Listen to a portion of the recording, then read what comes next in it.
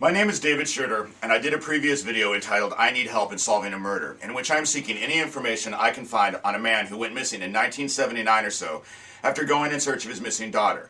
A man, most likely a policeman, my family forced me to kill.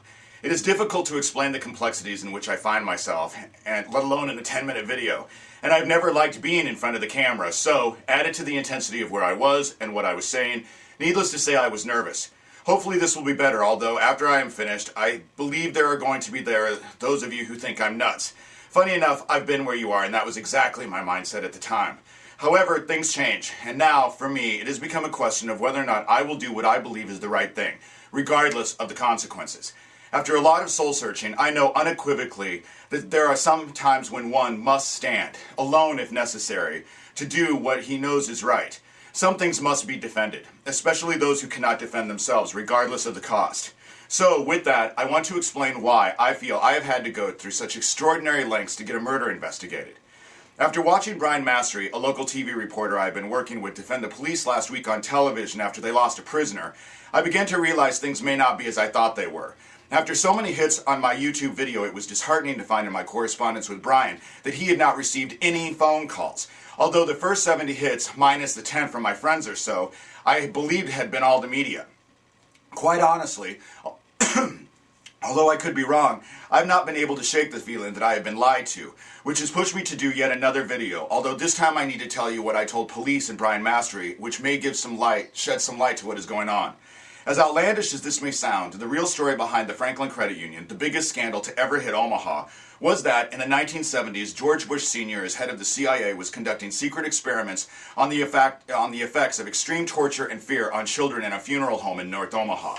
This was one of the things that was happening with the children that disappeared in a rash of child abductions that happened here in the 1970s. Abductions that are well known and yet have never been investigated, let alone prosecuted. I believe this is what prosecuting attorney Gary Caradori discovered when he and his 8-year-old son AJ were blown out of the sky. Funny enough, after his death, all the investigations into what he was searching out in Omaha stopped abruptly. It had been hard for me to accept that the very year I have tried to get this investigated, 100 police, an unprecedented amount for Omaha, and unfortunately the very people that could help with all of this retire suddenly. 2 weeks before the police himself retired, President Bush himself was in town. I cannot help this is because they realize the same thing I do, that although the hundreds of reports police received from the children being abused at the time have disappeared, chances are the victims who made those reports haven't, and neither now are they children. Chances are there are people out there who remember a big white house, a funeral home decorated in over-the-top Victorian decor with every room a parlor. Perhaps they remember the closets that lead to passageways in a terrible game of hide-and-seek, a game in which if you were found, you were killed. Passageways that were tunnels, which went from so dark you couldn't see to so bright you were blinded, all the while having a hard time thinking because you were so drugged and terrified because you could hear the screams of children being tortured outside the confines in which you were hiding. Perhaps there are people who will remember as children the gatherings at Hummel Park, where child after child was raped on that grand staircase. Maybe they will remember how the entrances of the north side of the park were blocked and the so-called Devil's Head was not so much a talisman as it was a lookout point on which you could see traffic for miles in both directions. And lastly, maybe they will remember the scary band of drunken, drugged-out pedophiles and their cult-like behavior. Some of you may remember, as I did, as reoccurring nightmares that I believed could never be real. However, I will be willing to bet that this is a reoccurring theme in the documents that no longer exist, especially considering I have spoken to several people who have had the same reoccurring nightmares. How is this even possible, unless it is not a dream, but a series of memories? Personally, with as many problems as George Bush has in his presidency, to say that he would not be concerned with a situation that could shift the debate to whether or not the Bush administration tortures people to exactly how long he and his family have been practicing the art and exactly who were they torturing before we had torture camps around the world seems unlikely.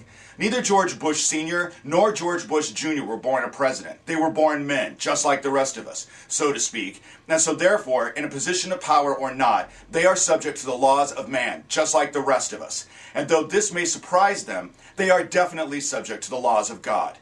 And to those who may consider me a conspiracy theorist, let me ask you a question. Had I come to you 10 years ago and told you that the Catholic Church would be damn near bankrupt due to a conspiracy to protect, hide, and reroute a bunch of pedophile priests, what would you have said? More importantly, what do you know now? Interestingly enough, from the research I have been able to do on this, since I was a child when I was forced to endure this and obviously not privy to the ins and outs as to the hows and whys, I have discovered that not only are there allegations that the Catholic Church is involved in aiding in this whole mess, but that Boys Town itself is guilty of involving children with it. One case illustrating the blatant lack of investigation into the abductions that happened in the 1970s is a case involving Todd Beckett. Todd was abducted as a child in the Old Market, which seemed to be a hunting ground for children at the time. The police did nothing, and in fact it was a private detective named Danny Whelan who found him. Afterwards, the man was never prosecuted in the abduction of Todd. In fact, was not even charged in Nebraska. As an adult, Todd has not been able to get anything about his case. No paperwork of any kind. It is as though Todd Beckett was never abducted. I've only spoken with Todd a few times via email, and he has told me that he does not believe his case has anything to do with anything that involves the Franklin Credit Union. I believe he's right, but I have a feeling that he and the children that he was forced to lure have everything to do with the case that I'm speaking about. If nothing else, the Todd Beckett case seems to me a big shiny red flag, leaving me with the question why. If so many children were being abducted at the time, why was there never any investigation into it, let alone prosecutions? If the city of Omaha can afford to give such extravagant retirement plans to their police force, then surely they can afford an investigation into such heinous accusations, especially considering those accusations have been made before. And to those who receive the generous pensions, surely you must realize that this is unfinished business that happened on your watch. And it is totally...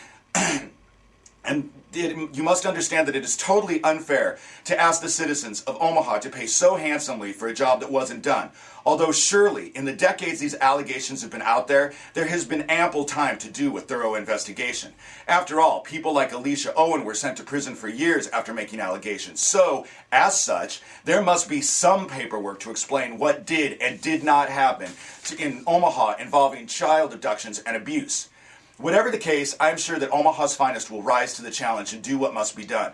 After all, as Omaha police, to not protect our children and to not prosecute those who do is a major dereliction of duty, and not the legacy anybody wishes to leave behind. I believe we as a society must stop this double standard of justice. Our leaders must be held accountable for their actions, just as we, the people they serve, are held accountable for ours. What happened to me at 12 was called the right of accountability, where you were forced to do a crime so you couldn't talk. Otherwise, you'd be held accountable and you'd go to jail. This is the rub, though. I'm holding myself accountable. And because I believe this is the right thing to do, I'm not going to stop. So, Fred, dear friend of Alan Bears of 35 years, it makes no difference how many death threats you infer my way. I am not going to stop until I find healing and closure for those who have been hurt by this mess. I feel an obligation to do this. But it is like I said in that card that I sent you. Do not let old age overcome you before you make this right, because if you do, I feel the consequences of your behavior will be dire. It is like I said, as a man of God, you should realize above all that in the end, God won't be denied. Your behavior pains me because I considered you a very dear friend. However, judging by your threats, you are not only involved, but you have something to hide as well. My next step, hopefully, is to set up a contest. If the police won't look into this, perhaps there is a collection of amateur investigators who would like to try. One way or the other, this is going to be looked at. We live in a different day and age, where secrets are not so easily kept. These allegations are far from new. What is new is that they are being made by someone whose family was intimately connected with this. As strange as it may sound, I believe that we are at a turning point in society. And to fight for the darkness is to be owned by the darkness. Like it or not, at one point or another, every one of us is going to face God.